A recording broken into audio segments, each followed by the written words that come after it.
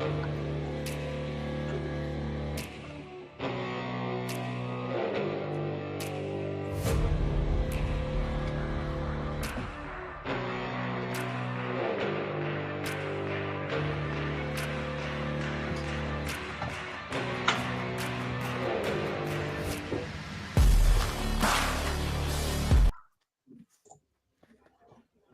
everybody, and welcome to Toffee Bluecast. We are back with an absolute massive game, and we always do it. We try and make the best show we can. So we've got an opposition fan on, Bournemouth fan on tonight to give you that best head-to-head that we could give you, like putting the fans head-to-head the night before the big game. Can't do no more than that, can you? So we have got Craig on, who we've had before, and he's cracking. Do get involved in the comments. Don't be shy. This show is about you. Get involved. We'll put your comments on the screen. We don't ignore them. So get involved, and we'll love to hear from you. Paul, how are you doing, mate? You all right? Very good. Yeah, I'm looking forward to it because I'm going. So I'll be there tomorrow. I've got 2 games in a week. So tomorrow I'll get to go. And Wednesday and for the derby as well. So I don't know. They could be my last game to Goodison. So I'm a little nervous, but dead excited. And hopefully we go through to the next round of the FA Cup, which would be good. Looking forward to it. Well, you know what? I was actually going to surprise you and come down for this cup game. But my car's in MOT, and I was hoping it just passed MOT, but the list is longer than Santa Claus's list, I tell you. It's massive. So it turns out that the 14 days that you get on your car MOT to get it done, it's going to probably take all 14 days. So I'm not going to the Bournemouth game, and I'm absolutely jealous. Happy for you, but massively jealous. Get involved in the comments and let us know if you're going to the game. It's going to be an incredible game to go to. Right, so let's get the man on. Let's get him on. His team's on fire, so he might have the biggest smile on his face you'll ever see, but you're just going to have to put up with it. Craig's on the show, people.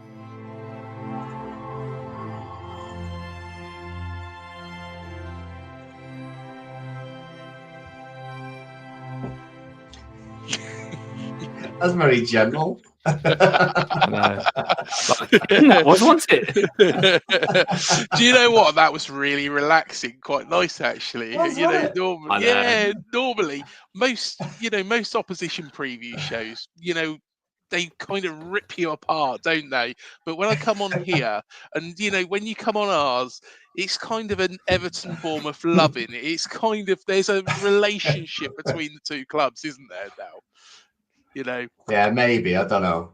Times what the runs right. Mate, I give you nice music, but don't get carried away because I'm going to go for you tonight's show, I tell you, because that FA Cup means a lot to me. Yes. That FA Cup means the world, and I know you won it after speaking to you the other day, so it's going to be a cracking head-to-head. To anyone that's new on the show, what we do is we'll put on the screen Bournemouth's Premier League results just to get a gist of their form. Then we'll put on the screen Everton's Premier League results, which I'm quite proud to do at the minute.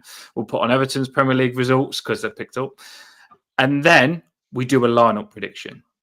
When we do a lineup prediction, I've got Craig's the Bournemouth fan. He will talk about his say what he wants to say on it. Then me and Paul will do a joint one, which we often disagree. But it is what it is. We'll get there in the end, so bear with us.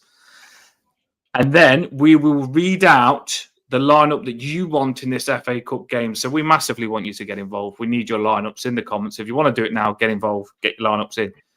After that, we finish with a score prediction where I've already got a baseball bat ready to hit Craig around the head with. So, yeah, we finish it with a big bang. Well, you'd have a long way to drive, wouldn't you, Dan? Yeah, well, it's a big baseball bat. Yeah.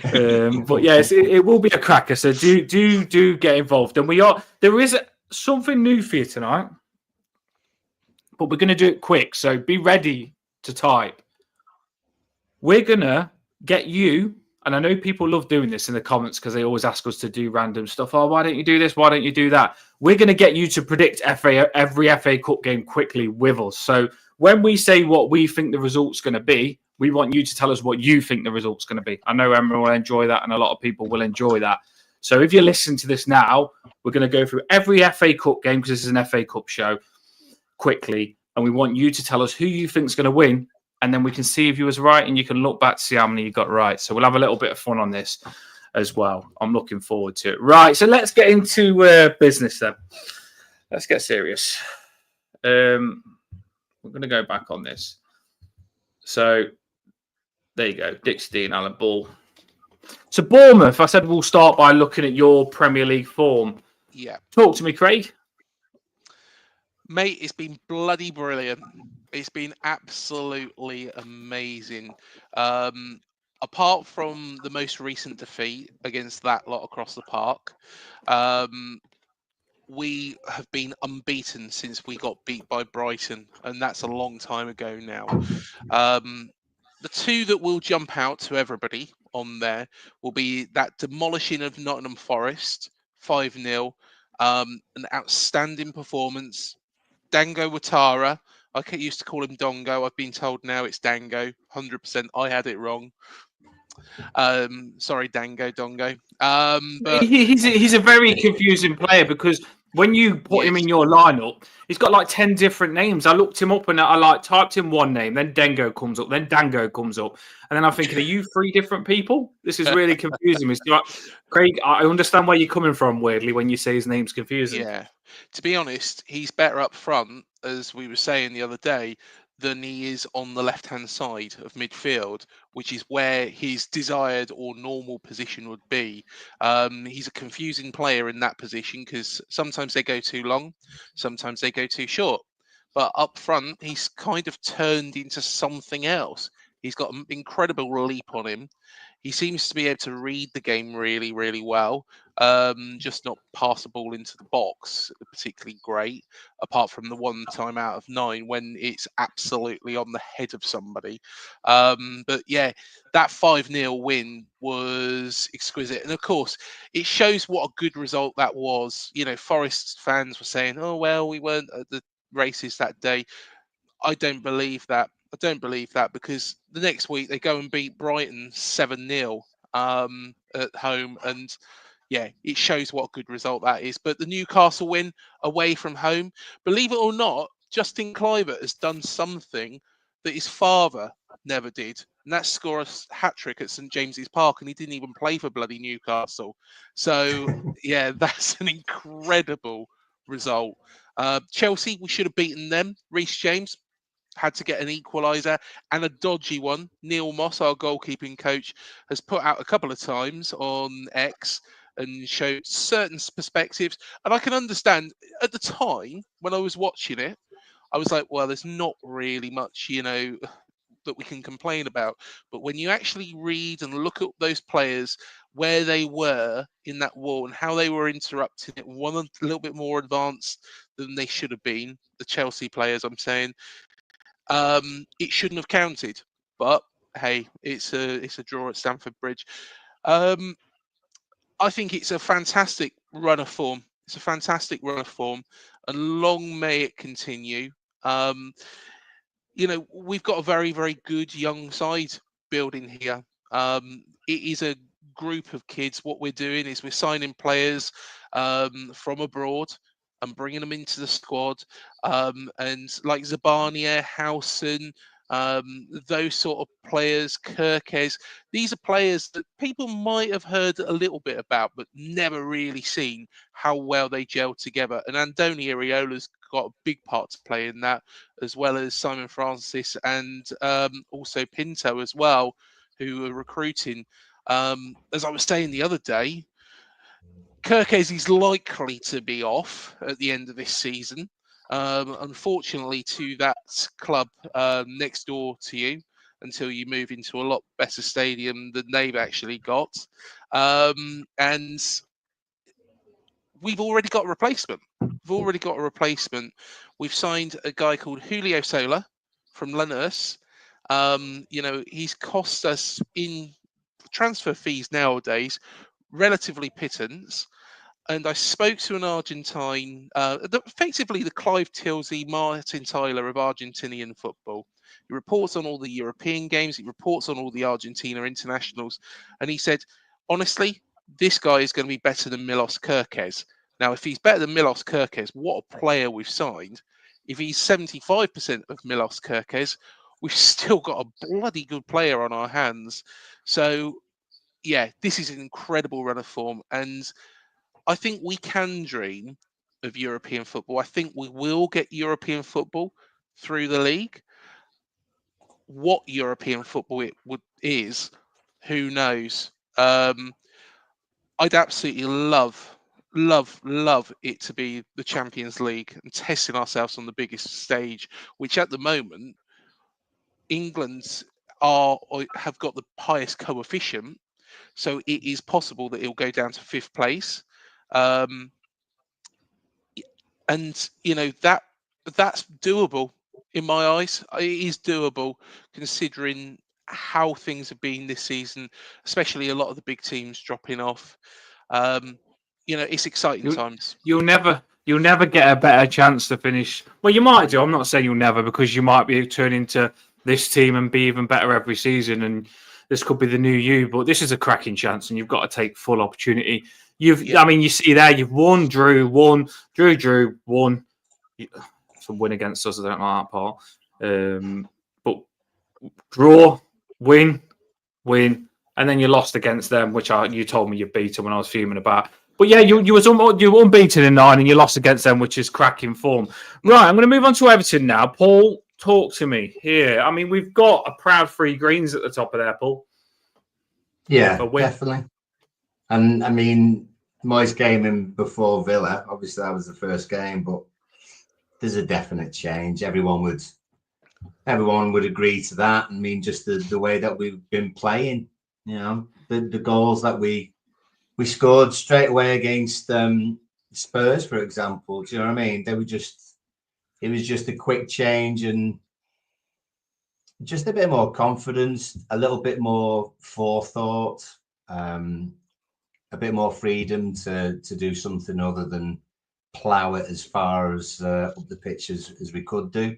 Although obviously that benefited Decore inside 10 seconds. So yeah, I just think sometimes you just need that complete reset. And Moyes is very sort of modest at the moment. I watched the press conference before and he was saying, I've not really done much. It's been the players and, they're just being able to express themselves a little bit better than they used to be. But you can tell with some players straight away that they obviously didn't get on with Dyche, or Dyche didn't give them the opportunities. O'Brien's playing right back, which he's never done before in his career so far. I know it's only early doors, but he's gone in playing right back. And he's not punting it down the line or anything. He's a bit of a baller at times, can O'Brien be. I think Lindstrom looks better already. He just looks more energetic. I think Moyes likes him as a player as well. And a few of the other lads, I think Beto's ideal for Moyes. Moyes as a man manager could just turn Beto, to be honest. I mean, obviously, Pezza mentioning there about him getting a brace, Leicester. Just brilliant. It's just sometimes it takes the managers just to change the player's perspective or just give them the opportunity. And those 3 games are synonymous with that. The Brighton game was a massive defensive display. It was, I think we had 2 shots or something in the whole game. The second half was literally just an hour half. So they were just throwing their bodies around and blocking it. But we're scoring goals again. My word, who'd have thought? After all that red and orange beforehand. Yeah, well, that was the massive thing. We wasn't even having shots on target. And now we're putting the ball in the back of the net. And it makes me feel a lot better because we're putting those new goals up in Bramley Moor Dock. And I would have hated to have been putting those goals up for the opposition more than us. But now it finally seems like those goals in Bramley Moor Dock might be getting used by us because we smashed 5 in against Leicester. We smashed a good few in against Spurs. Only 1 against Brighton, which was a harder game. So we are smashing goals in now, which is fantastic. And it's something to be proud of. David Moyes, I listened to him in the press conference today. Dyche said I had enough of him in press conferences.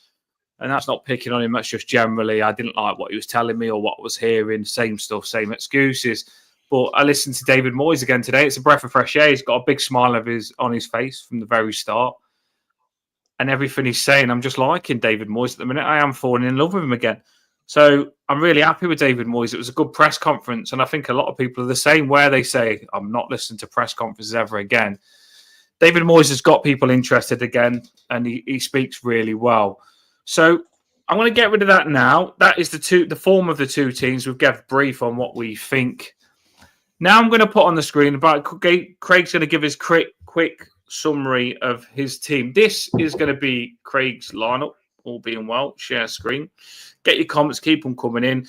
Like I say, later on, we will do our lineup prediction. We have got a prediction of every FA game coming up, and we'll finish with a score prediction. So this is going to be a good bit of fun for you people. All being well, this should pop up now with Craig's lineup that he gave me. I did do my homework. Let's try it. See? There we are. There we are. There we are. Bournemouth FA Cup. Craig's lineup. How professional does that look? There we go, mate. Craig. Looks good. Personally, I think that this is a great opportunity for silverware, and we spoke about this yesterday, didn't we, in some detail as well. And honestly, I think this is what's going to make this game so interesting. I think that Iriola has to go with his strongest team, maybe resting Semenyo. I think that's the only exception that we can really make, because Semenyo, I think, has looked like he has been carrying a knock for a few weeks. So resting Semenyo would make a bit of sense. Bringing in Tavernier, he needs some game time under his belt after coming back from injury himself. So I put Tavernier in. That's the only change from the team that was beaten by that lot across the park. But that's the only change that's been made, you know, from the games that we won 5-0 against Forest and 4-1 against Newcastle. I think we have to take this competition seriously, because it is an opportunity to add something to the trophy cabinet, which we've never really got. We've got the championship trophy, you know, but hey, you know, we would love to win something. It's, from me and my perspective, I honestly think that Moyes is going to be all out for the FA Cup. Everton now, and you remember, Dan, when, you know, a couple of weeks back before the game, you know, and I gave the brutal honesty, and I hate doing it because I really like Everton as a football club. You know, I've got a very, very good affiliation with Everton Football Club, without going into a whole life story, which will bore everybody to tears. But the thing is David Moyes will see this. You're not going to get relegated now. David Moyes has completely revitalised and transformed the whole style of play. It's more directed, it's more controlled. It's not just Sean Dyche long ball up the pitch, you know, defending, you know, against, when we played you back in January, it was atrocious. 0 shots on target, all backs against the wall. I said at that point, I said, Everton need to get rid of Sean Dyche, and you've done the right thing.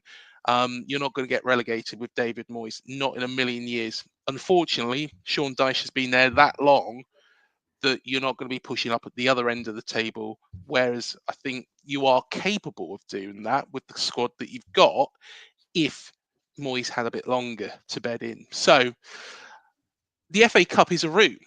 The FA Cup's a route to Europe. And I think this is what is going to make this game very, very interesting. It is, forget the last 2 games against us, forget the 3-2, when Sean Dyche committed tactical suicide by taking off and Iliam and literally before, you know, or was it before or after, you know, we made our substitutions. It was just that whole, it was the perfect storm for us to come back into that game. As well as we did to come back, it was also that Sean Dyche helped us. So yeah, personally, I think that is what I said. I said to you that I'm not going to take away how good the comeback was, because the comeback was cracking.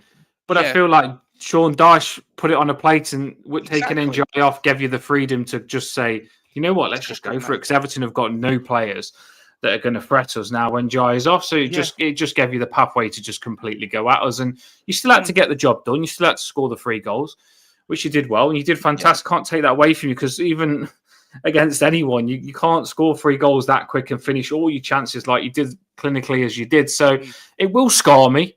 It will. I still have nightmares about it.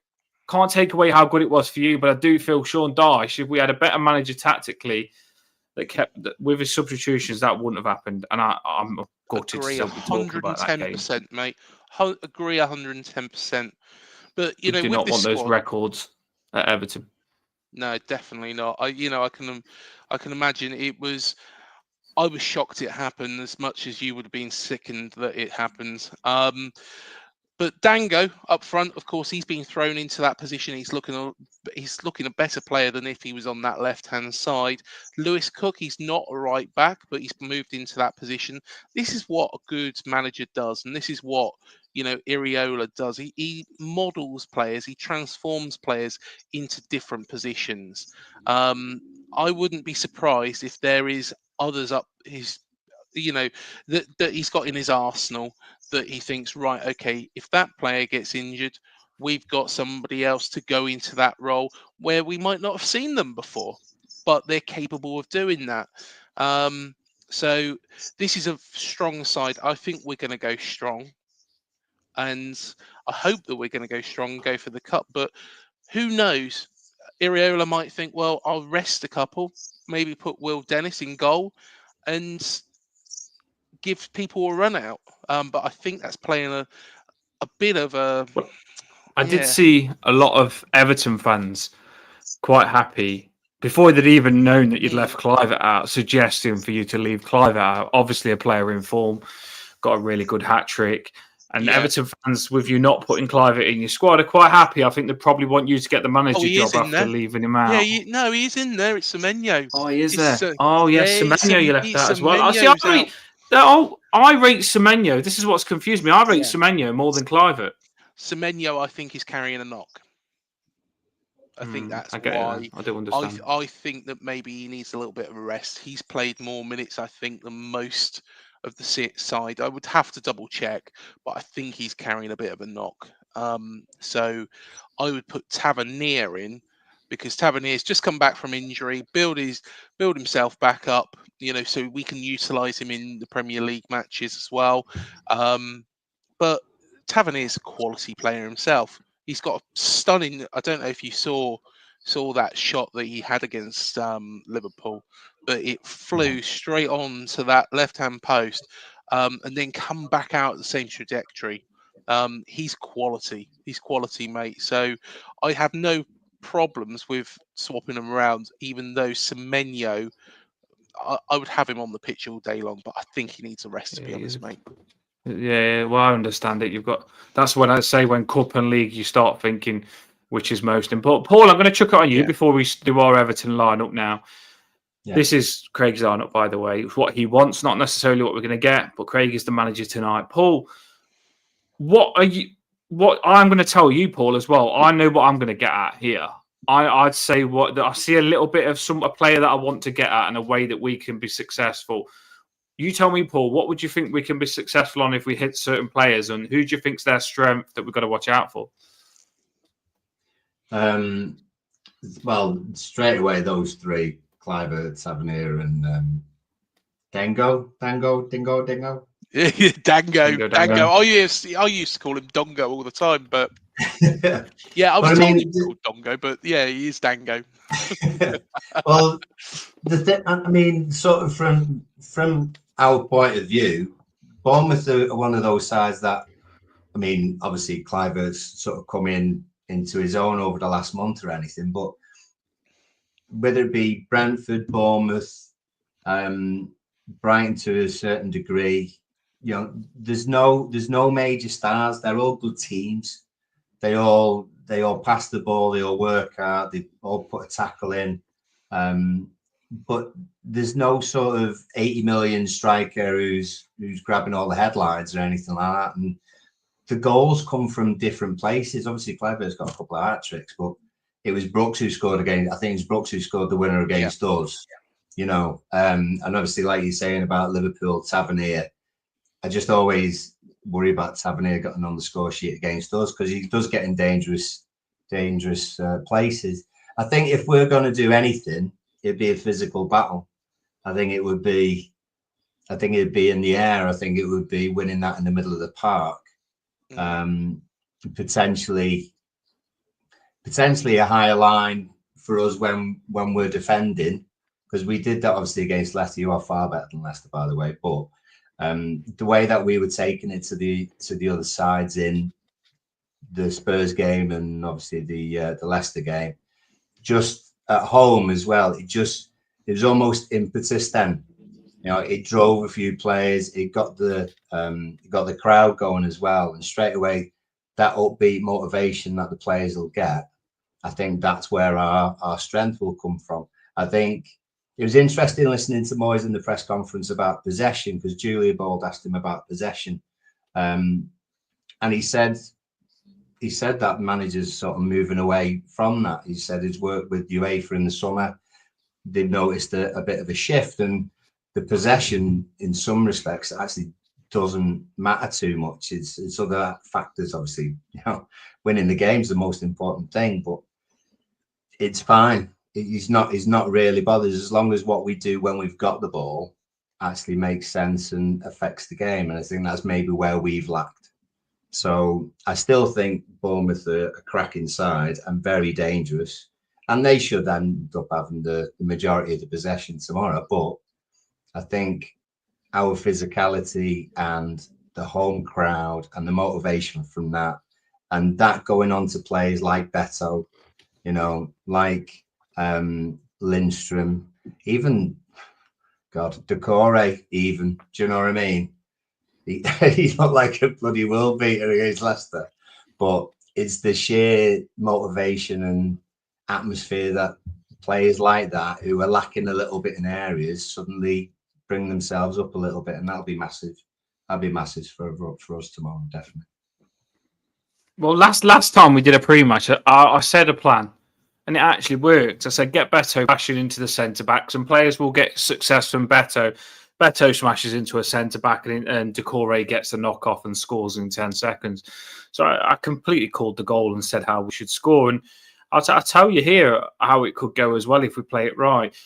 I know Cook he's a centre midfielder who often gets yellow cards because he loves a tackle, and he's moved back into that right back position, which I've been watching him, and I've been thinking, will he play good in the right back position? He has been playing good in that position, but he still looks like he can be rational and jump in. And we've got Njai running down that side. And for me, Njai running at him, Cook he's been fantastic, by the way. I'm waiting to see if he can handle that position, and he's not failed on it yet. But I think Njai can put him to the test in this position now, because Njai's left, right, weavy.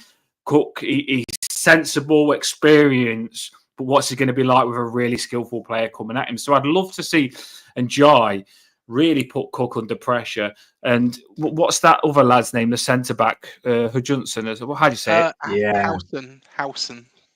Yeah. Housen. And Housen's another player where I look at him and I think, he looks like he's a young kid and not experienced enough to be in that position. But then he goes and plays like the most experienced player ever in that position. So I was looking at him thinking, is he good? He looks too young to be good in that position. But he's like a Branthwaite. He's just a young, excelling player that's levels above himself with the brain knowledge of football. So he's fantastic and very clever with his football. But I'd love to get Beto bashing into him a little bit and put him to the test as well. So that'd be the two ways that I'd look to get at Bournemouth. But their attacking players, we've got to be 10 out of 10 with Bournemouth's attacking players, because these are a very, very good team. So that's the way I get at them. Craig, does that scare you a little bit that I said that? Am I wrong? I don't think you are wrong. I think, if teams are going to target us, they will go down that right-hand side. And, from seeing what I've seen of Iliman Njai, and what he can now do under a proper manager, not an absolute clown like Sean Dyche, I think, he will put a lot, because you will be a lot more aggressive. You will be a lot more attacking. You won't just sit back and defend. It was wasted. It really was wasted. When you were just sitting back and defending. At Dean Court. So yeah, it does concern me. I think House. I don't think he'll be phased. I don't think he'll be phased at all by a couple of tough tackles and Beto, really pushing him around. But personally, I think you're spot on. To be honest, Dan, I think that might be our weakest point. And of course, Lewis Cook did give away that incredibly soft penalty against Cody Gakpo last weekend, which, let's be Exactly. fair, he shouldn't have bloody been. It was a gift, wasn't it, from the referee? No, it shouldn't have been a penalty. It was corrupt, but we're used to that.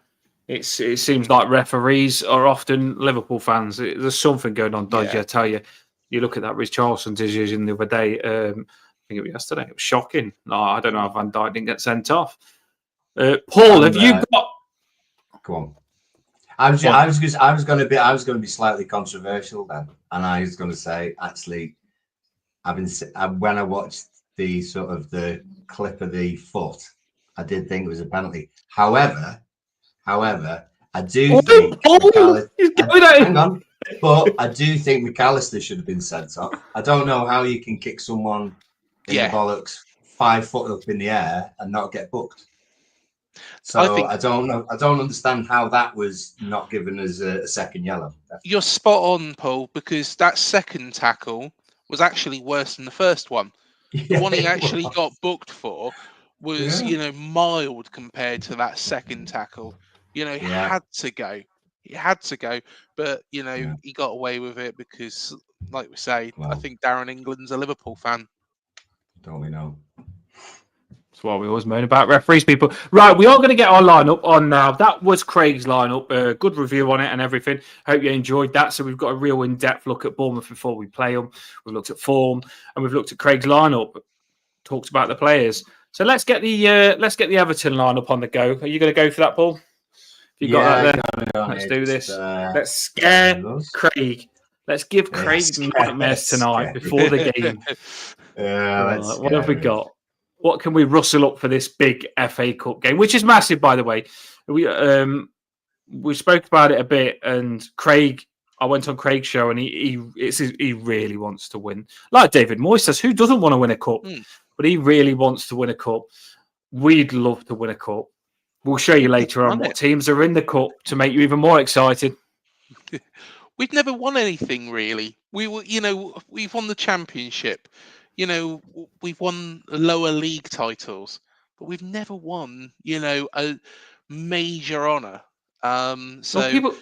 This is the thing though, Craig. Like people say to me sometimes, "Oh, Everton haven't won anything in 25 years." When you get idiots trying to troll you and stuff like that, they're like, "Oh, Everton haven't won anything in 25 years." Well, they clearly don't know the football because we won the Florida Cup, which is one of the biggest cups going, and the Florida Cup I am very proud of.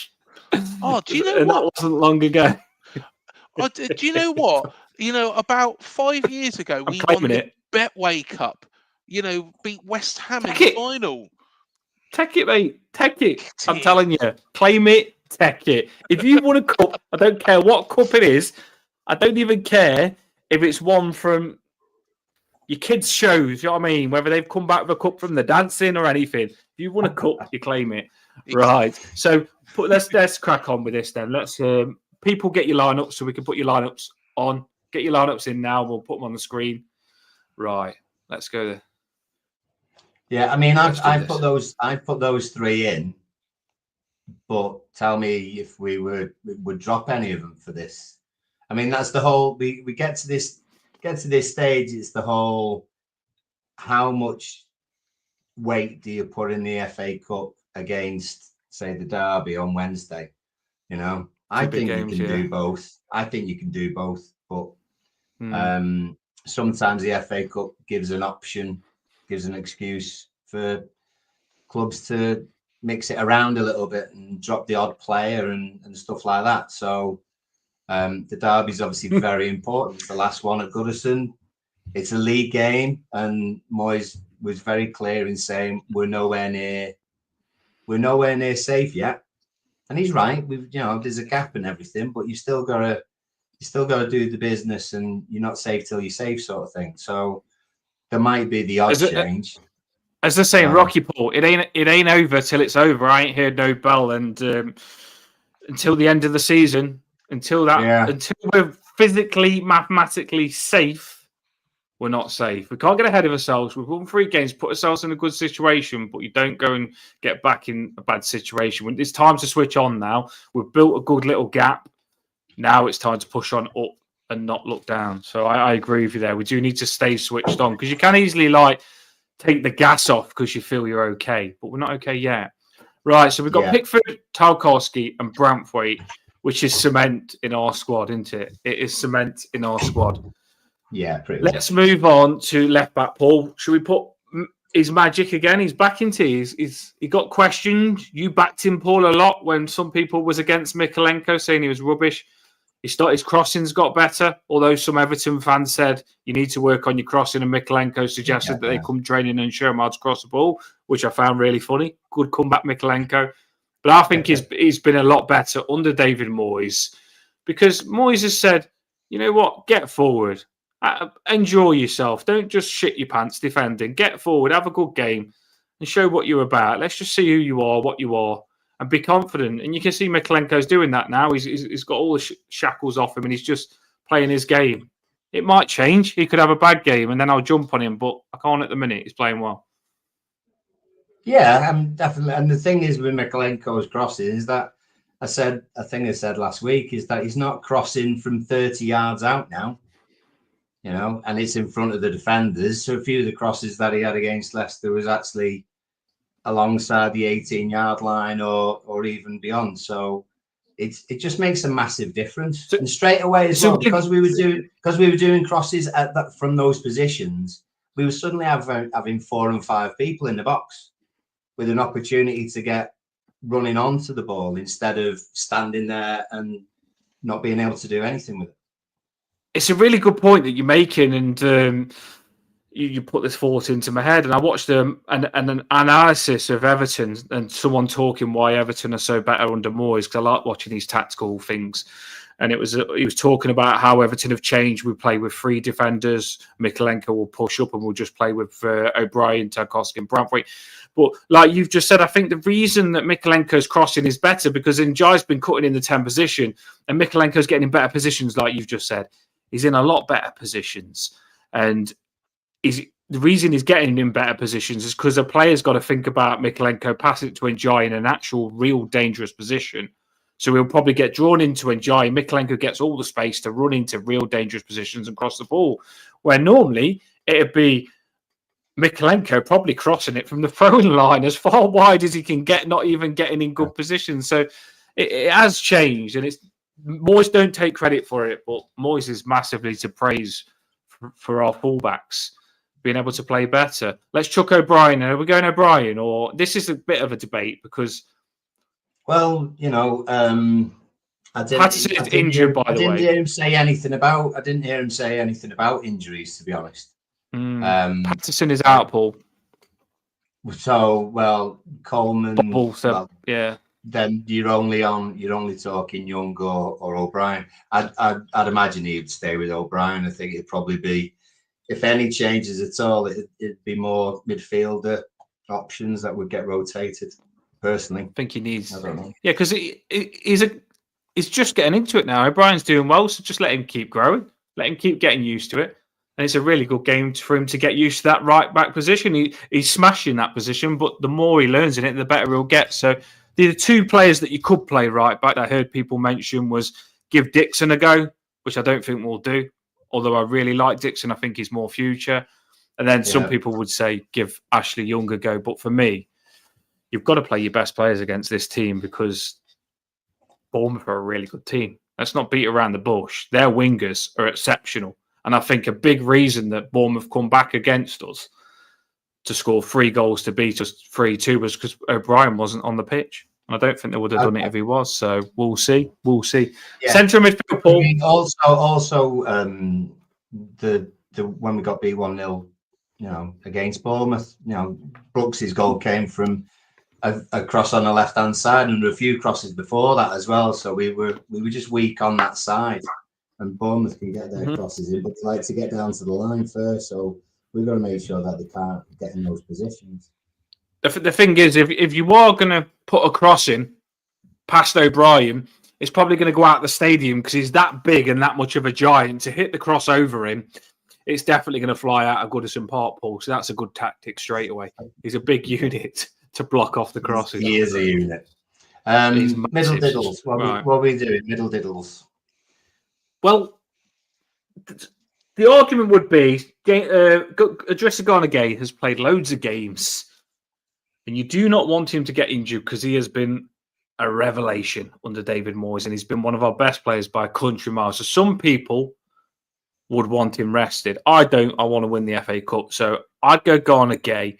We was all massively worried whether James Garner could come in and do what Mangala was doing. So we was all thinking, can James Garner be as good as Mangala? Mangala's been exceptional. And then he comes in and he's like Iniesta, Xavi, all in one, putting needle of the frigging passes through to Beto on a sixpence. So James Garner, I want to see him again, Paul, after that game, because his confidence will be up. And that's probably the best I've ever seen him playing an Everton shirt that last game. Yeah. And it was class. And I must have watched that through ball about 50 times, to be honest. You love it, don't you? But him and it's good though, isn't it, Paul? You know. Yeah, him and Gana Gueye were awesome, to be fair. But what's good as well, the silver lining, if you like, of losing Mangala, and it's a very thin silver line because we loved Mangala. It's at the same time that James Garner and Timo Robertson coming back as well. So thankfully, we've got options again there. We've also got Imanu we bought. There he is. Mm-hmm. There he is. So Alcaraz is in the building. He's in the club. I thought he was one of Southampton's best players when I watched him. He looked like a number 10 that was like, and I'm not saying he's nothing like this player, James Rodriguez, but he looks like he can ping the ball about and he's a bit of a live wire and he likes his football and he'll move it and he'll score goals. I like him. Really happy with this signing, by the way. Like, I'm really happy with him. I didn't expect him. I didn't even know he was available. But I did watch him some games for Southampton and I thought in a bad team he could probably be a lot better. We learnt that with Njai. He was absolutely shocking on his loan abroad and he come to us and look how much he's tearing up the Premier League. So I'm hoping this guy can come in and do the same. Paul, would you say, and let us know in the comments, I don't think he's in the back two midfielders. I think he's a number 10. Some people might disagree. I'm only going on memory of when he was at Southampton and highlight reels. However, in all of the highlight reels that I've seen, he reminds me a little bit of Njai, to be fair. He's got a reputation of getting the odd red card. So I think someone said, it might have been a Southampton fan actually, when we were on another show. He said they played Lazio or something in a pre-season. He started a 22-man brawl. So he's perfect. I'm game for that. I always love a battle. Yeah, I mean, if you die for the badge, if you bleed for that badge, you're winning me over big time. And I do feel a lot of, when we look back under all the years where we've been struggling these relegation battles, I think the reason we've been in relegation battles is because we've had players with no character. I think we've had players that just want to blend in and are scared to be the player that stands up and stands out and wins games. And it'd just be when our attacking players that move the ball on for someone else to score, and no one wanted to pull the collars up and say, I'm going to be that player to score the goals. And I think we've added a lot of good personality. That's what we seem to have done now, which has massively helped us because Njai, he loves the spotlight. When you need someone to step up, he's not going to say, I'm going to try and stop you. He's going to say, you try and stop me. And it's the same with this Alcaraz. I think he's that type of player where he wants to be attacking. He don't want to be defending. And I think he's going to be saying, you've got to stop me. So he's in training. He is in training. Moyes sounded like he could use him. We've seen him in training, whipping the ball about, knocking goals in. He does need to get back to Premier League fit, so this cup could be a good game to do that. So I'm excited about it, Paul. I'm glad you showed him. Yeah, Moyes seemed fairly certain he's match fit and ready to be used. He said the only thing that was holding him back was literally knowing the other players and sort of being in the groove of how the lads sort of play with each other. So he sounds as, I mean, I'd be surprised if he wasn't on the bench. You know, Well, and he's definitely certainly going to be on the bench. But it's exciting though if you got NJ, you got NJ say left hand side, and then you got Alcaraz, you know, right or middle, and then one other. Suddenly you're starting to get a little bit. Hang on, we've got players who are forward thinking, skillful on the ball, fancy a crack at goal, and we've added a bit of spice into our attacking pot. We're a bit like you know what I mean, added a little bit of spice into the attacking pot, and it's looking better. It could be the case where he starts. If Moyes thinks he needs to get a game under his belt and wants to see what he's like, I honestly do think he will come on 100%, but it's just a question, will he start? But what I was going to ask you, Paul, it's harsh to leave Decore out after scoring in 10 seconds and him having a good game, isn't it? Like, he did have a good game last game, I think, Decore did. Yeah, and if you think about who, I mean, you're looking at Alcaraz, aren't you? Lots of people are sort of looking at Alcaraz to take that kind of 10 position off Decore, but it's too soon for him to sort of have a full 90 maybe. Beyond that, Armstrong's gone off on loan to get game time in, ready for next season. So he's not going to be involved in that. Tim maybe take a Decore role. You know, with one of James Garner or Garner Gay sort of in front of them, but the other one's Harrison maybe. So, you know, I think it would be Decore starting and probably most of the game, if not all the game, depending on who Alcaraz comes on for. So I would presume Decore would be that. And if we're talking about physicality being one of our main strengths against Bournemouth, then he's unpredictable. He doesn't know what he's going to do himself. So Decore sounds ideal. Yeah, I think we'll put him in. It's a good thing to have now because we've got Tim Irabunum that's just come back who can play the 10. We prefer him higher because we feel his defensive work is something he's got to learn. So he can come in and probably come in for Garner, maybe, or in the 10 position. Then we've got Alcaraz now in the centre as well. So we've got a good handful of players that can play in that centre. And I'd like to think Alcaraz could play striker if you needed to, because we've only got one striker. I would play Alcaraz striker if we had to, because he's got that sort of thing about him where he's like, I don't want to compare him to this player, but they play Havertz striker, and I think Alcaraz is as good as Havertz, easy. Yeah, so, well, it would be. I think that if we didn't have Beto, then you can imagine sort of a false 9 thing, can't you? Really, I think that might be what they were thinking when they got him. We did have a time when Timmy Cahill was our striker, you know, and we wouldn't have generally thought he would do that role. Well, when I was speaking to Craig on his show yesterday, they are playing a winger as a striker, ain't you, Craig? And it's massively effective, and he's smashing it. So it just shows if you need to, you can do it, and you can still keep playing. And with Bournemouth, I feel Bournemouth know their style. Their managers gave them a style, and they know their style.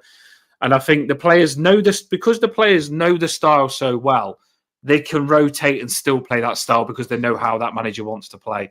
And I think that's the difference. That's why you can just move players about at Bournemouth, because they just fit in. They know what they're supposed to do. They know the roles. And they are playing. Who was it, Craig, that they're laying as a striker that you've got top now? Dango Ouattara. Yeah. So, to be honest, like I say to you, Dan, he's better in that forward line position than he is on the wing. You know, he used to pass.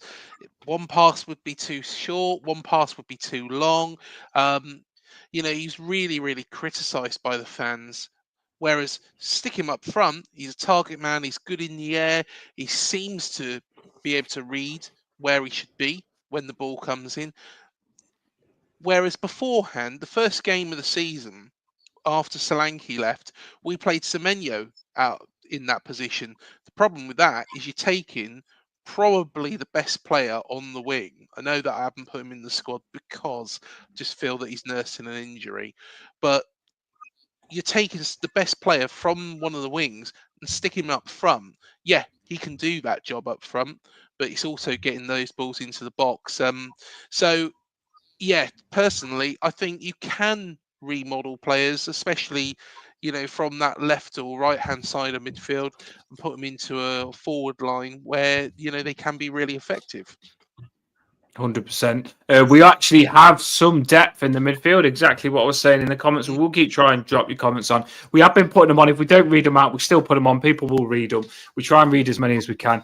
Beto is our only striker, so he goes up top, as Paul's just put him there.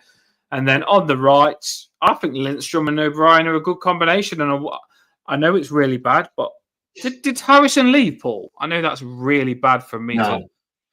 No, not yet. It was just talks on him leaving. No. I didn't know if we got him. Yeah. But no, he didn't. He didn't go. Graham's just asking now. Do you think we'll have such a strong team starting off a game, because we've got obviously the derby on Wednesday and then game the following weekend? I think the difference is probably going to be in the fact that we've got maybe a few more people we can make changes with.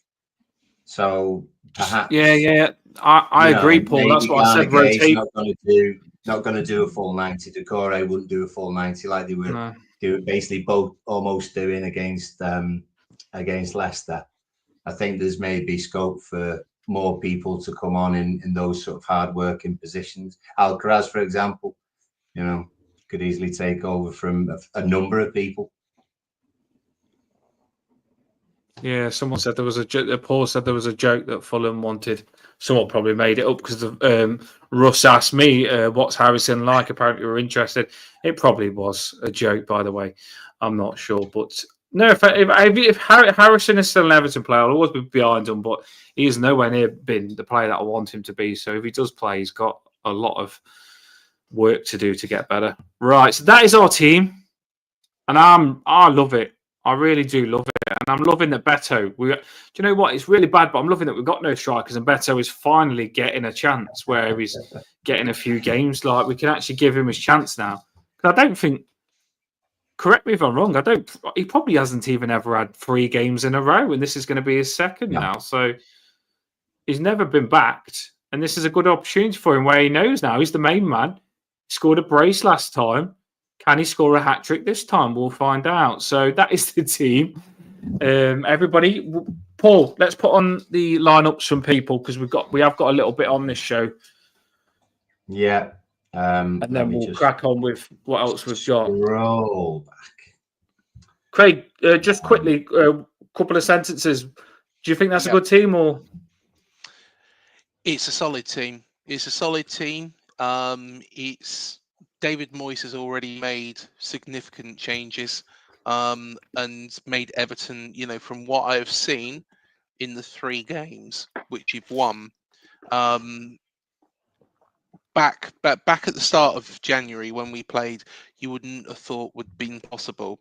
So, yeah, it's a very, very good progressive team. It's more threatening. And yeah, I think you'll be safe from relegation, well clear of relegation. My actual question, and I'm going to throw a question back to you that I had in my head, and when we was talking about, you pulled clear and you don't want to drop back into it. Should you have really been there anyway? Should you have really been in relegation threatened?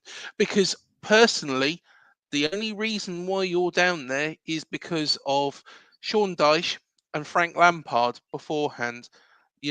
Poor managerial appointments. Because the squad's good enough. It's a good point that you make, and people won't like me saying this because they'll jump on you, because some people just want to be nice, and I get that. I want to be nice in life as well, but sometimes you just got to be honest. And I do believe if you went back and looked at us under Lampard, I think Lampard was a massive reason that we was in that relegation battle that season, where he didn't. If you look, there was a lot of games where we said Lampard could have done better in that. We could have done better in that with Lampard. And we end up in a relegation battle. And part of it is you look at David Moyes coming in doing what he's done. then I think our bar was that low. And we've been deprived with such bad managers that we've become thinking that that's all that we can do. And now we've had David Moyes come in and made us think, you know what? We could have been doing a lot more probably a while back. We could have been doing a lot more, and we haven't. And like you said, I think the same with Dyche. People love Dyche because they say, oh, he had to deal with this, he had to deal with this, he had to deal with point deductions. And I think Sean Dyche has got really thick skin, and he did well with his thick skin to handle all the press, the media, and what was going on with the point deductions. But if me and Paul was moaning about a lot of Sean Dyche's games to say he's lost us that game, he's the reason that we ain't won that game, he's the reason that we ain't won that game. Yeah. So I think you're right. I do think the managers have got a big part to play in us struggling the last 3-4 seasons. I agree with you. Would you say that, Paul, as well? Yeah. And the life expectancy of a manager at your club is shorter and shorter and shorter. You know, Moyes, when he was with us last time, he was the third longest serving manager behind Ferguson and Wenger by a long way as well. So when you're talking about Dyche, Pezza mentions it, done well for us for 2 seasons, did what we needed at the time, kept us up. The fans had a massive part to do with it as well, but we fought, and he came in at a time when we looked really soft. And he did sort of strengthen us up a little bit. You can't sort of deny that. And we got more clean sheets with him than the past however many other managers. So certainly there is some disagreement with comments. Thank you for that. Some people are thank you for that. Yeah.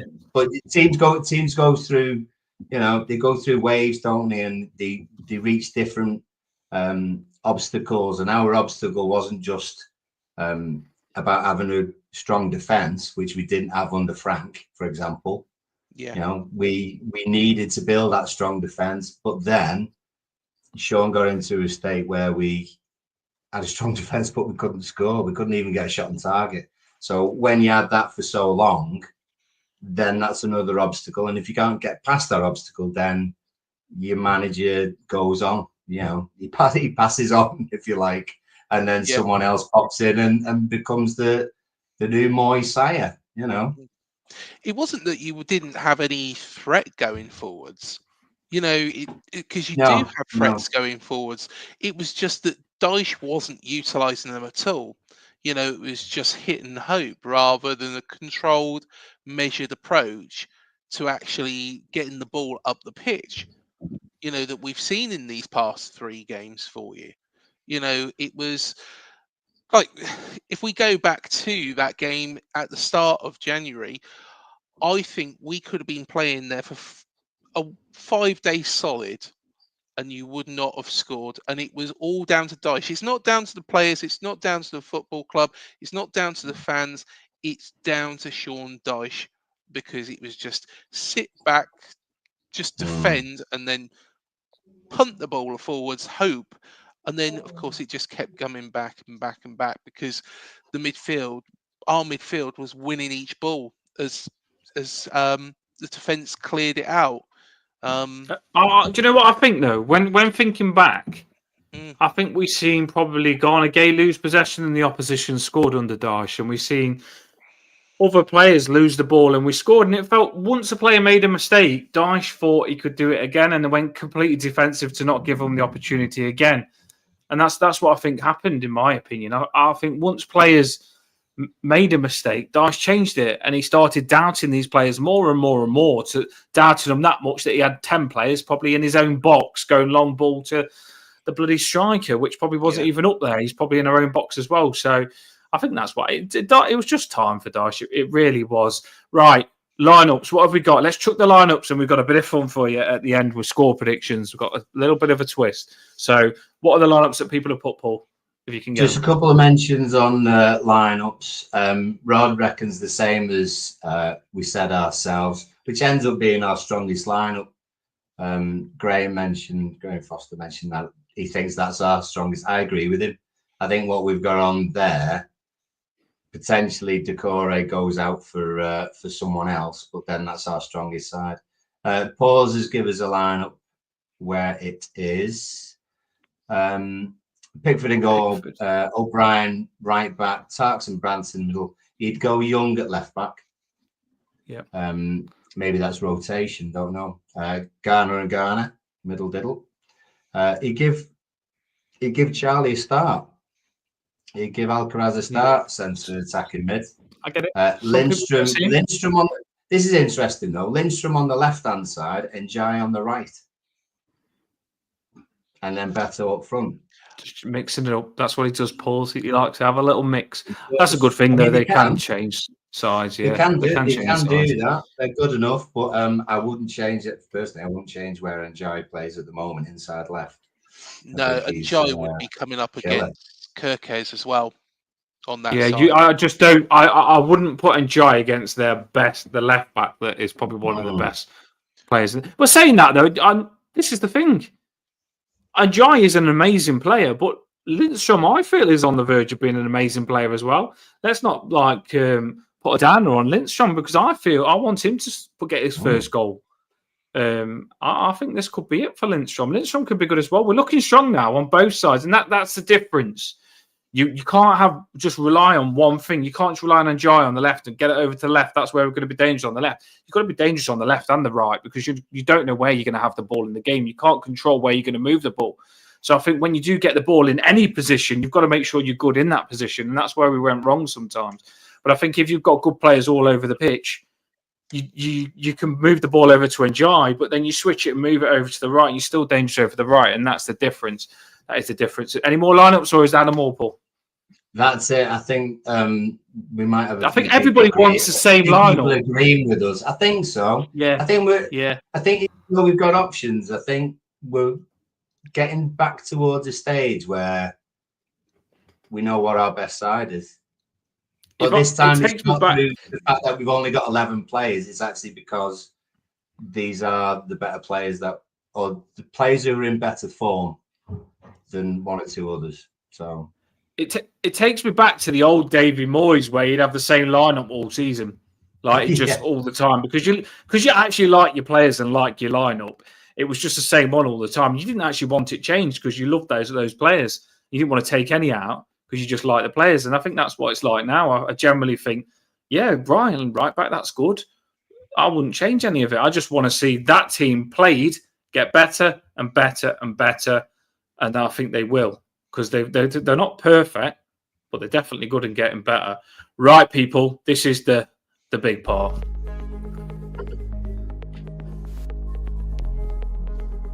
This is the score prediction time, and we do have a Bournemouth fan on the show, so it could be a proper bust up in the Toffee Bluecast house because I know Craig was probably dreaming about this FA Cup last night.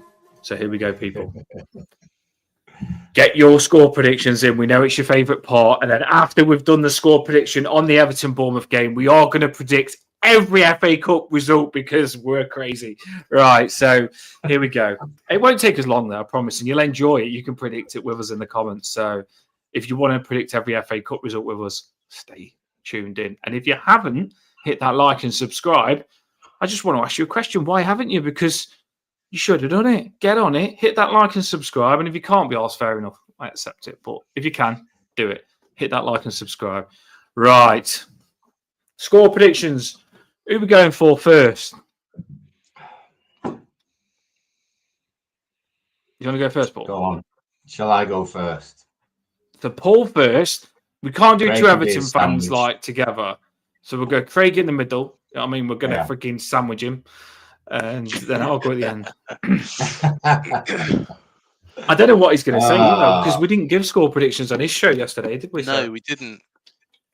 You know what? I don't even know mine either. It's FA Cup. So that kind of, I don't know, that FA Cup mentality. I think the crowd will be up for it tomorrow. Bournemouth have had such a good run.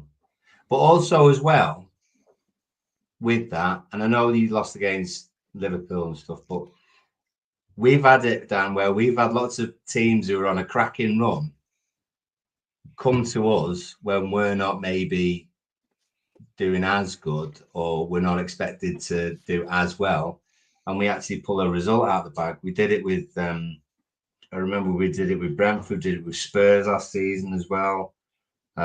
Obviously we've pulled a few results out of the bag this time round, but I think we'll snatch it, but it'll be really close.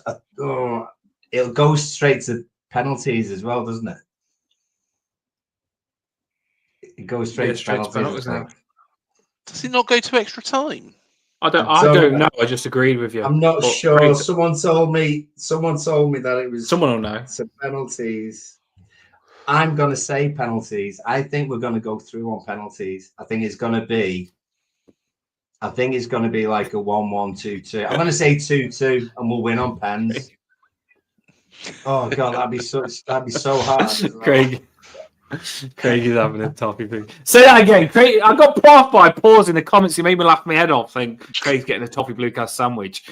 Right, what was your score? Your score and your goal scorers, because Craig, I got put off by pause.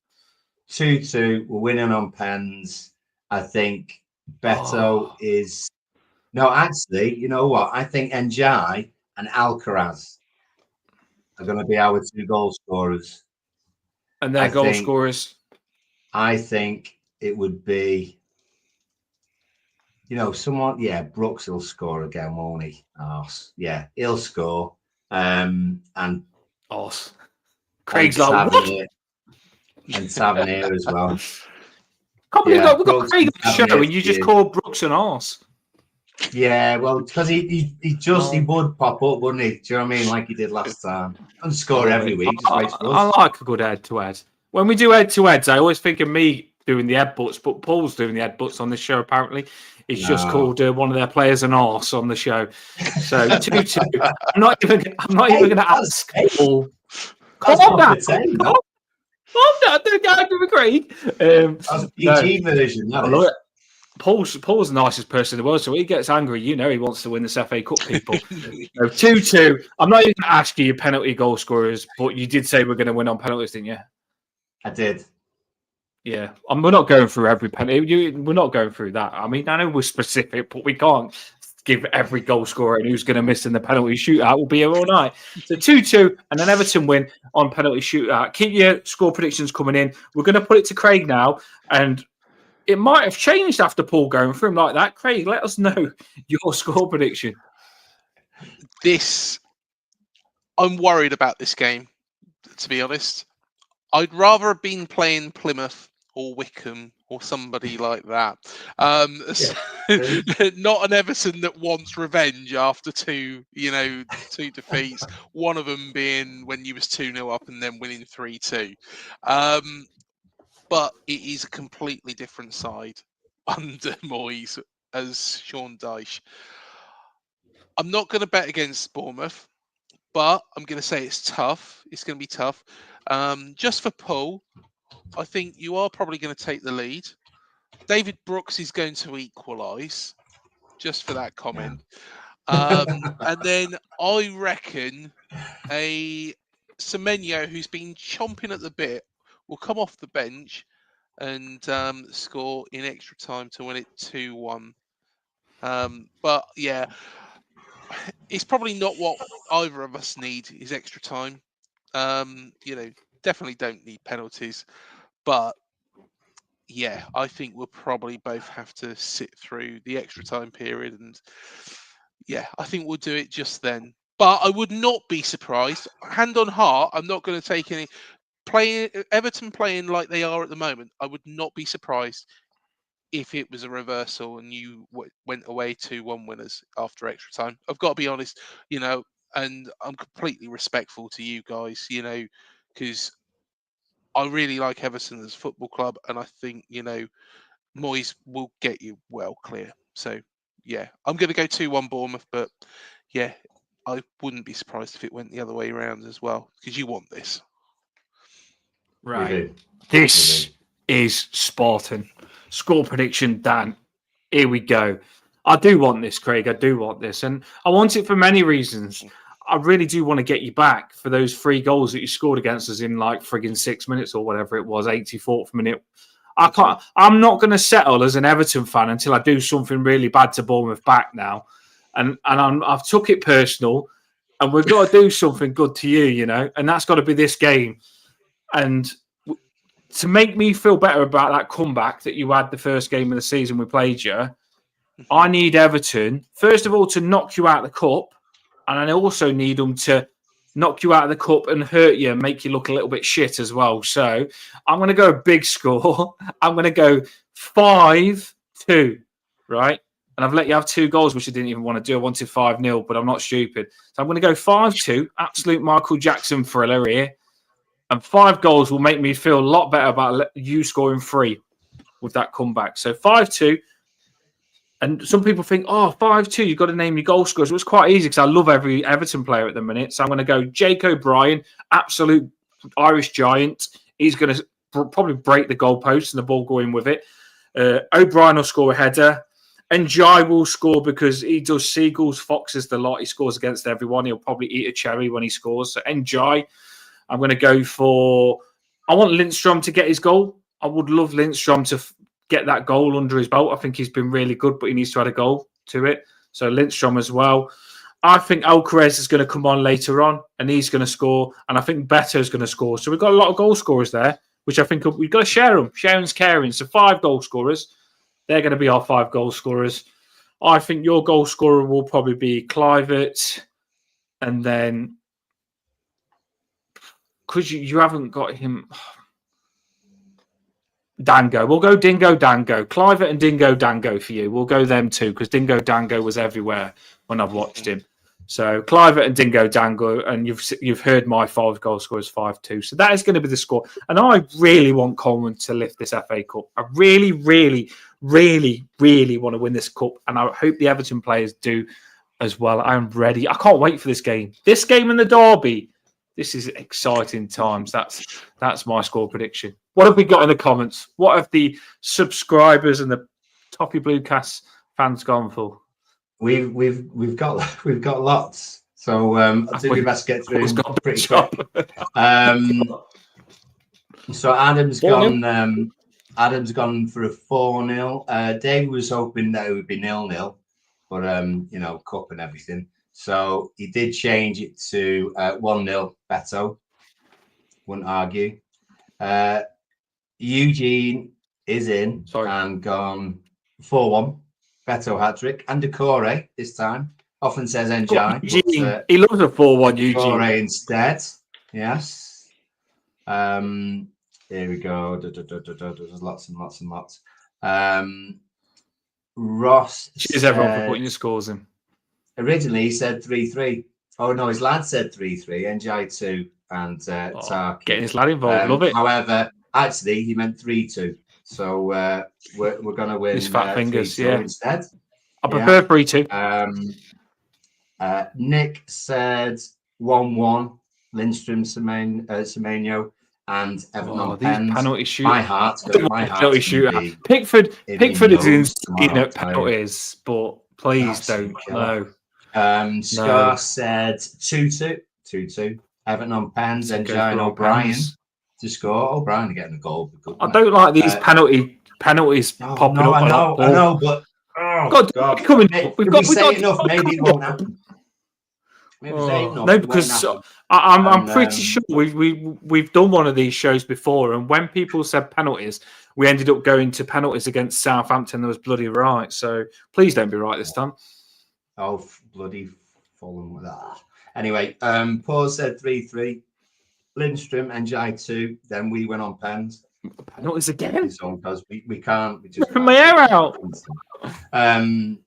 Graham said 2-2. Everton went on pens. My days. It's a popular score. It's a popular score. Are you seeing me get down on my seat like this? And I think it said before, Pezza mentioned 3-1, Beto 2. And I like that. Pezza. I'm behind you all the way, Pezza. These pens, I'm not behind pens at all. 3-1, chill. 3-1, chill. Put your subs on. Last ones. Yeah. And Emma said 3-1. That's, what, Emma, that's much better. So we could be 3-0 up. That would be really nice. and then we could. Emma's good on the predictions as well. To be fair, she is good on her predictions, Paul. So that's made me.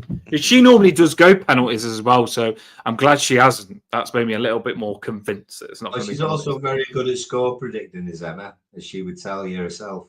So, yeah, hopefully she's right. What do you like on pens, Craig? Well, to be honest, Justin Kluivert will score his 110%, without a shadow of a doubt. I'm trying to think of when our last penalty shootout was. Not against Pickford, he won't. Not against the amazing Jordan Pickford. You'll miss all 5 penalties against Pickford. Do you know what? I can't think of when our last penalty shootout was, and I'm just trying to hark back to it. I'm having a look now. I'm having to have a look because I'm just thinking. Probably never had one. Norwich. We beat them. We beat them 7-5 on penalties, and then before that it was Crystal Palace. The one I was thinking of was Forest Green Rovers, but that was quite a way back. We beat them 3-0 on penalties. So penalty shootouts, traditionally, in the past 10 years, we've been pretty good at them. However, a penalty shootout, and like you say, against probably the best penalty, the keeper with the best, Jordan Pickford. What am I trying to spit out? I'm trying to find the words here. Pickford's amazing. Pickford's amazing, I think you're trying to say. Pickford is solid at saving penalties. Look at what he's done in the Euros. Look at what he's done in World Cups before. He is a very, very good penalty stopper. That's it. That's what I was looking for. He's got big bollocks. You know what I mean? He loves it. He has. Yeah. I don't know whether he's actually got big bollocks, but he's got big bollocks as a character. Let's just say that. Jordan Pickford. I've just seen that. He is cracking. Do you know what? I would absolutely love to get Big Fletch on the pitch and him to actually nut one in. But I would also be worried that if we was going down that path and we brought on Big Fletch, maybe Moyes might give a call to Big Dunk and say, Dunk, do you fancy another go? And it could be fucking carnage. It would be class. It would be class. I mentioned Pickford in it. I knew as soon as I mentioned Pickford, the peach would be hitting the screen. It's like a code, isn't it? You know what I mean? Emma loves Pickford's peachy bum, and we're talking about his testicles. Bloody hell. It is past 10, luckily, people. Right, so what we're going to do, and we said we'll do this in 50 minutes, which we've tried our best, but we all talk too much and we have too much fun on this show with you in the comments, right? So what we are going to do, and we're going to do this fast. So what we want you to join in the comments. So you've got to be really fast at typing because we're going to go through all the FA Cup games apart from the one that's already been played in Everton. And we want you to just say, who do you think's going to win it? So just put the team that you think's going to win it, and we'll try and do it fast with us and give you enough time to... So play along quick. You've got to be quick, and this will be fun for you because you'll enjoy it. Right, so let me get this on the screen, and let's see what order we're in. So it's going to go...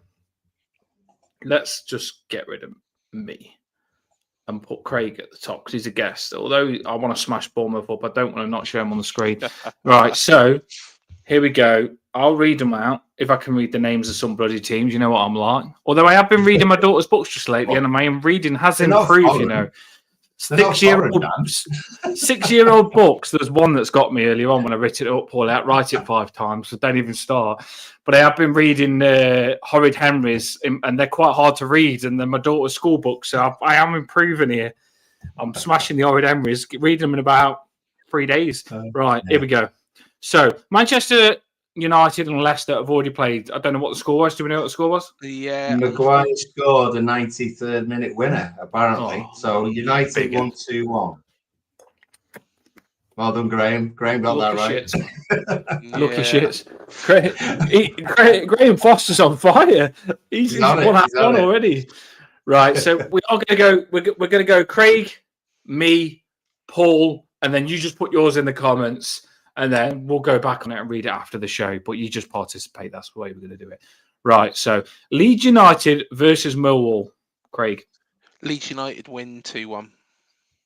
Yeah. I'm going to go Leeds United as well. It's a good Paul. Is it meant to be Craig, me, and then you? You're below me. Oh, sorry. All right. Go on. What you Leeds then? Well, I've got Leeds as well. We said it at the same time, so I'll let you off on that one. Leeds. What you go? Leeds. Yep. Right. Leeds. I'm going to say this right. Leighton Orient and Manchester City. Man City is going to be 4-0. Yeah, Manchester City 4-0, big score. I'm going to go. Are we doing scores as well? All right, we'll just do scores. It takes 2 seconds to say a score. I'm going to go Manchester City 5-0. Right. Paul, what are you going for? City 2-1. There we go. Preston North End versus Wycombe Wanderers. I've got the new mic on this as well. I can proper be the commentator. I'm going to be controversial here. I'm going to go for Wycombe to win this. Preston 0, Wycombe 1. Ooh, naughty. Oh, I'm going to go for... I know, he's going for it, isn't he? I'm going to go for Preston to win 2-1. Paul? I'm going to say Preston 3-0. Ooh, Paul's gone big on the Preston. Love it, people. Paul's getting on it. Keep comments coming in. Paul's trying to put them on the screen as we go. Right, next one. I've just confused myself. Coventry City versus Ipswich Town. Was that a good one? I reckon this might be a surprise as well. Coventry 1, Ipswich 0. I'm going to go Coventry 3-0. I think if Coventry won, it wouldn't be a surprise to me. I think Coventry are quite good. But Ipswich are good as well, ain't they? Actually, now I'm thinking about it, so I get what you're on about. Yeah. But I'm still going my score. Yeah. Coventry. Yeah, Paul? I'll go Coventry. I go Coventry as well. Yeah, 2-0. 2-0. 2-0. Wigan Athletic versus Fulham. FA Cup. Wigan 1, Fulham 3. I'm going to go Fulham 2, Wigan 1. Fulham win.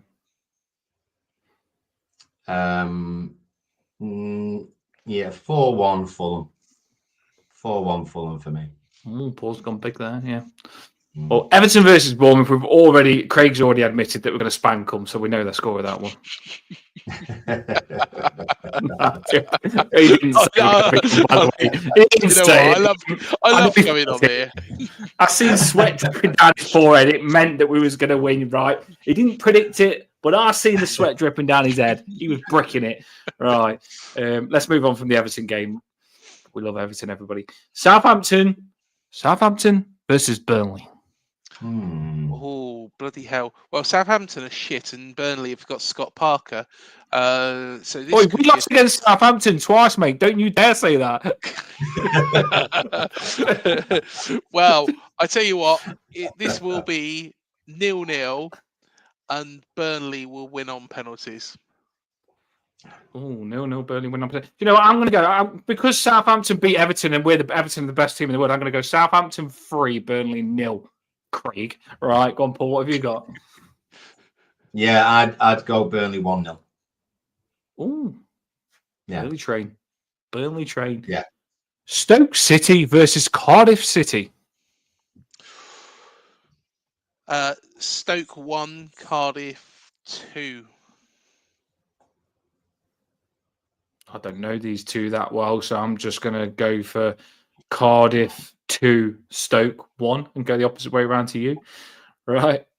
You went that way. No, same as you. Yeah. Sorry. I thought I'd gone the opposite. There you go. It's got to be right, that one. Yeah. If we're both agreed, it's got to be right. Paul? Yeah, I'm right with our game as well.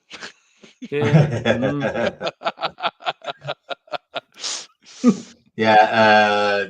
Stoke 2-1. Stoke 2-1. Birmingham City versus Newcastle United. Birmingham aren't the bad side, actually. But Newcastle should have more than enough for them. Birmingham 2, Newcastle 3. Horse punches, unfortunately. Boss. I hope. You know what? I hope Newcastle beat Liverpool in the final. Anyone that wants, because they don't like Newcastle, want Liverpool to win that final. If you're Everton fan, I am not happy with that at all. I'm sorry, but Liverpool are the team that I can't stand. Newcastle, I don't give a shit what they do. They're not my rivals. They never will be. Liverpool are my rivals, so want Liverpool to win that. So I'm going to go Newcastle to win this one, which has nothing to do with that. But Newcastle to win this one, 3-1. 3-1. Paul? 2-1 Newcastle. Some late dodgy Gordon goal or something. Gordon goal as well. Paul's gone brutal there. Right. Brighton Hove Albion versus Chelsea. Oh, bloody hell, this is a tough one. I'm going to say Brighton will bounce back very angrily, and I'm going to go with a 2-0 Brighton win. I don't think Chelsea are that good. Big dig at Chelsea there from the Bournemouth fan. I'm going to go for 2-2. I believe that Brighton are going to. This is going to be a better game from them because they've been a bit crap. And I think 2-2. And I think Brighton are going to win on penalties. There you go. Paul? Yeah. Yeah, no, I still think Chelsea are going to win, to be honest. 3-1 Chelsea. 3-1 Chelsea. Blackburn Rovers. Alan Myers will like that one. He likes Blackburn and the Rovers. I don't mind them either. Blackburn Rovers versus Wolverhampton Wanderers. Well, if Gary O'Neill was still in charge of Wolves, this would be 5-4 Blackburn. But he's not. So I'm going to go with a 2-1 Wolves win. 2-1 Wolves win. Craig's saying the manager is a big improvement. I'm going to go for... I think Blackburn are going to dish it here. I think 1-1. And Blackburn are going to win on penalties. Blackburn are decent, I think. Big good game. I agree with that. I'd say 1-1 Blackburn on pens. Ooh, me and Paul going the same one. Be interesting when we've both gone. Me and Craig gone same on one, whether they are double proof that they're going to be right. Right, next game. Plymouth Argyle. Or is it Argyle? Argyle or Argyle? Argyle. Said it right first time. Why did I doubt myself, people? Right. Plymouth Argyle versus Liverpool. Never doubt yourself. Plymouth Argyle 1, Liverpool 0. I'm just saying that because I'm on here. Just continue the loving. Well, you know what? I've had to block 10 Copites today. I don't know why they want to speak to me because I don't want to speak to them. I know I tweeted that we're going to smash Liverpool up, but it's not for them to get involved in. Just let me have it with my Everton fans. We are going to smash them up, but I don't want them to start messaging me on it. Right. So for that, I'm going to go Plymouth Argyle 10, Liverpool 0, and all the players to get injured in this game. Yeah, that's what everyone else is saying. 18 Paws has gone for 18-0 Plymouth. Yeah, I actually have a soft spot for Plymouth because my uncle lives in Plymouth. So I'm going to say 2-1 Plymouth. Why not? I hope Plymouth have got like loads of UFC fighters on the books that they can play in this game and just snap the legs of all the Liverpool players. Right. I'm a nice person, I promise, but your rivals are your rivals, right? And that's the way it should be. Aston Villa versus Tottenham Hotspur, the big game of the day. Aston Villa 4, Spurs 0. It's a good game, though, isn't it? This, to be fair, it is a good game. I think Spurs will. They're just shit, mate. They're shit. They're not good at defending. But I do feel Spurs will handle them. I think Villa can be crap as well, by the way. I've seen them have some dodgy games. I think 2-2, and I think a penalty shootout.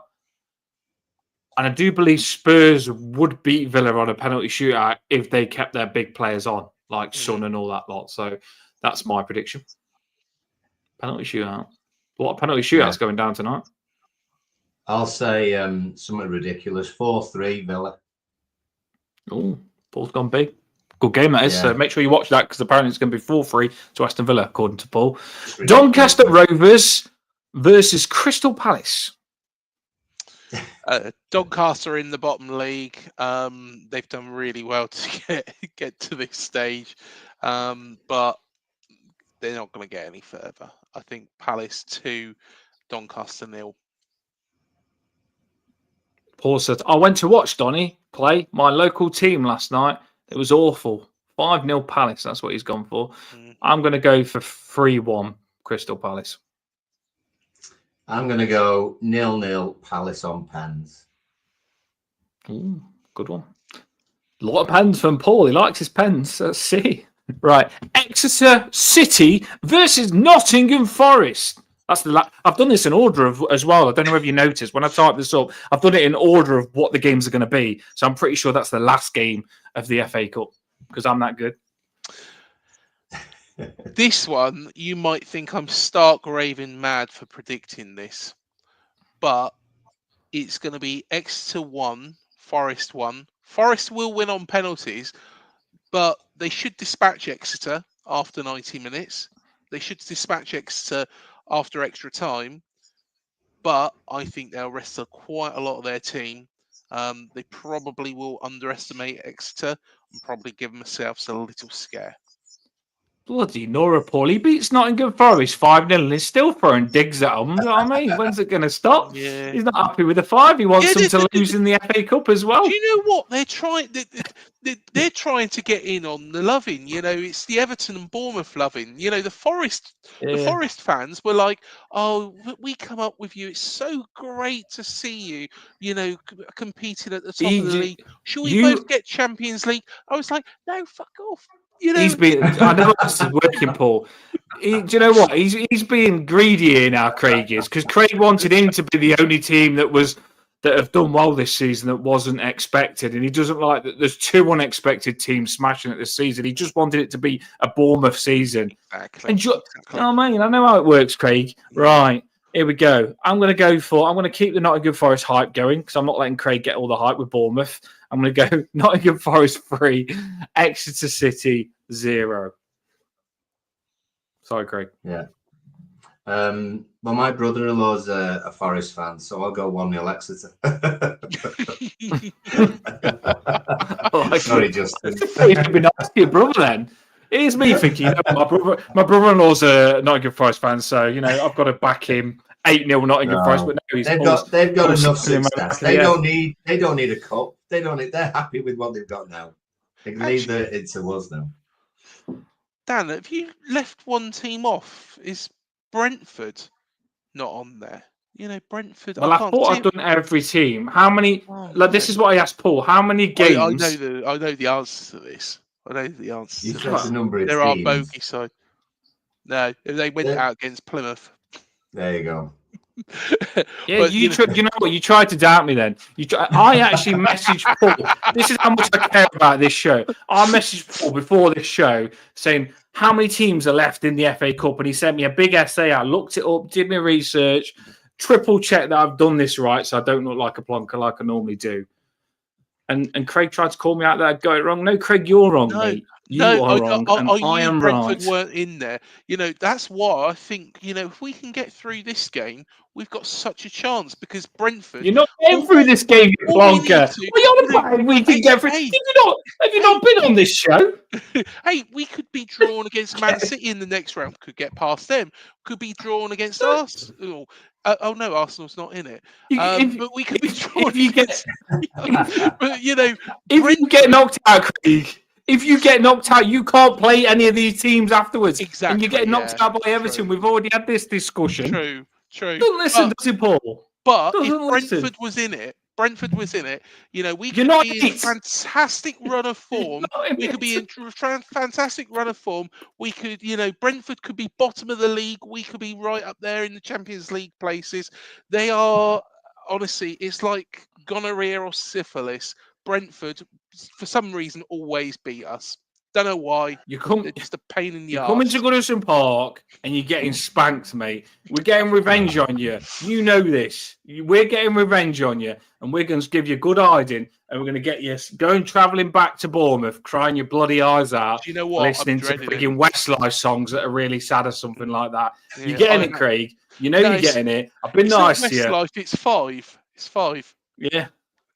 Mandy would probably listen to that song. Oh, Mandy, you came and you gave without taking.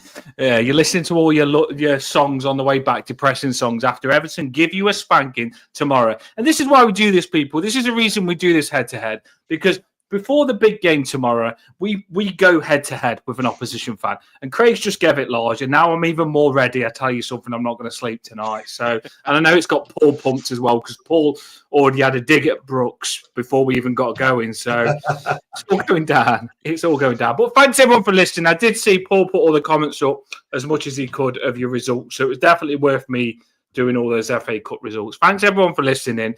We are going to go now. It's been an hour and 35 minutes, but we love you that much. We had to stay with you, and I hope you enjoyed that. We added a little thing on the end, which has made it longer, but you all loved it. Craig, plug yourself up before we shoot. Where can people find you? I mean, after the way you just spoke on the end of my show, mate, I don't even know where I should plug you.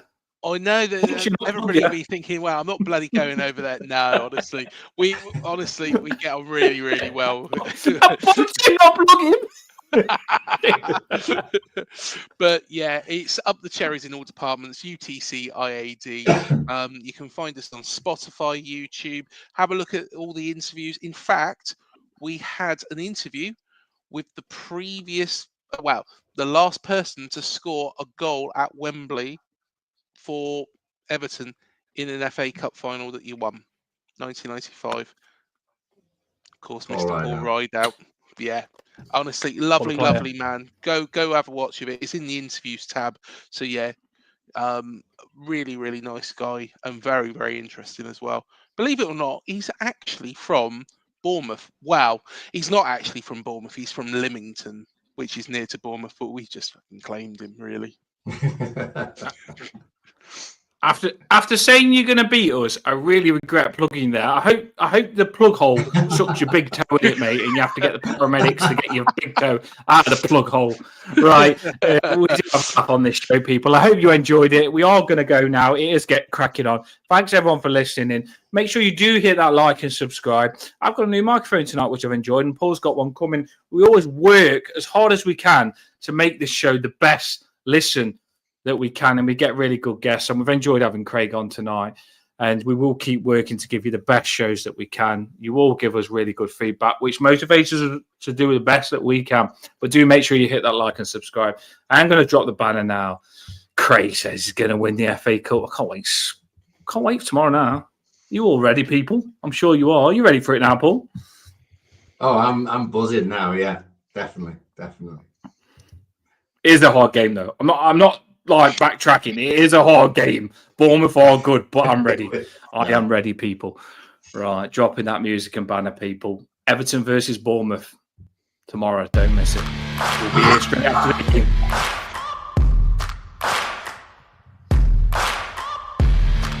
See you later, everyone.